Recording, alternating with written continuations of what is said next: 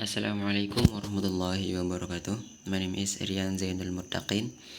Kali ini saya mau menjelaskan sedikit masalah The Relationship Language, Thoughts and Culture dari beberapa ahli. Beberapa ahli tersebut yaitu Wilhelm von Humboldt, Sapir-Whorf, Jean Piaget, L.S. Vygotsky.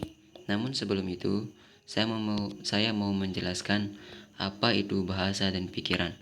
Bahasa adalah medium tanpa batas yang membawa segala sesuatu mampu termuat dalam lapangan pemahaman manusia. Seperti yang kita ketahui, bahasa adalah media yang tak terbatas, yang bisa dikatakan bahwa bahasa itu adalah alat untuk memahami sesuatu yang ada dalam pemikiran manusia. Oleh karena itu, memahami bahasa akan memungkinkan peneliti untuk memahami bentuk-bentuk pemahaman manusia. Yang kedua yaitu pikiran. Pikiran adalah proses pengolahan stimulus yang berlangsung dalam domain representasi utama. Dalam proses tersebut dapat dikategorikan sebagai proses perhitungan. Menurut ahli yang pertama yaitu Wilhelm von Humboldt. Menurut Humboldt berpendapat bahwa pandangan hidup dan budaya suatu masyarakat ditentukan oleh bahasa masyarakat itu sendiri. Jadi, bahasa yang sudah ditetapkan oleh masyarakat tertentu akan menjadi sebuah pandangan hidup atau identitas suatu budaya masyarakat itu sendiri. Selain itu, Humboldt juga berpendapat bahwa bentuk luar merupakan bahasa yang bisa kita dengar, misalnya kata yang terucap dari mulut, sedangkan dari dalam merupakan dari otak, yaitu pikiran manusia. Ada suatu perkataan yang mengatakan, jika kita menguasai suatu bahasa, maka kita akan menguasai dunia. Jika kita menguasai bahasa, kita akan menguasai dunia. Dalam arti apa? Dalam artian kita akan menguasai suatu yang belum kita ketahui dengan memahami bahasa itu sendiri. Dan menurut yang kedua yaitu adalah Sapir-Whorf. Sapir-Whorf mengatakan bahwa manusia hidup di dunia ini di bawah belas kasih bahasanya yang telah menjadi alat pengantar dalam kehidupannya bermasyarakat.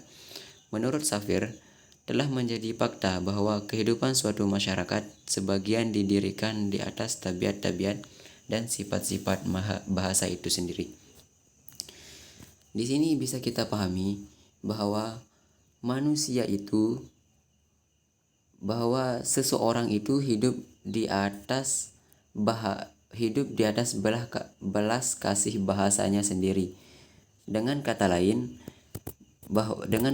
bahwa seseorang tidak akan bisa hidup tanpa bahasanya atau bahasa itu sendiri. Minimal dalam misalkan dalam suatu forum atau dalam suatu kelompok itu kita memakai satu bahasa yang disetujui. Dalam masyarakat itu kita memakai satu bahasa yang disetujui oleh orang-orang atau yang disetujui oleh masyarakat itu sendiri. Dan menurut yang ketiga yaitu Jean Piaget. Piaget berpendapat bahwa bahasa terbentuk karena ada yang membentuk, yaitu berupa proses berpikir. Tanpa proses berpikir, bahasa tidak akan pernah ada, sehingga proses komunikasi dalam budaya tidak akan terwujud secara maksimal. Dalam hal ini berarti perilaku berbahasa yang sudah ada dalam pemikiran manusia itu sendiri bisa juga dianggap sebagai bahasa yang terdapat dari nurani manusia itu sendiri. Apa yang ada dalam nurani manusia itu sendiri, itulah bahasa yang akan disepakati. Apa yang melekat pada diri seseorang, itulah yang akan dipakai. Itulah bahasa yang akan dipakai dalam kesehariannya. Dan yang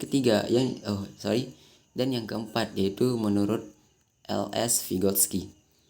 Menurut Vygotsky, berpandangan bahwa pada awal mulanya bahasa dan pikiran tidak ada hubungan yang mengikat antar keduanya, tetapi seiring berjalannya waktu, manusia akan berpikir tentang bahasa, sehingga manusia akan berbahas dengan pemikirannya. Manusia akan berbahas dengan pikirannya sendiri atau pikirannya masing-masing. Oke, mungkin sekian dari saya. Assalamualaikum warahmatullahi wabarakatuh.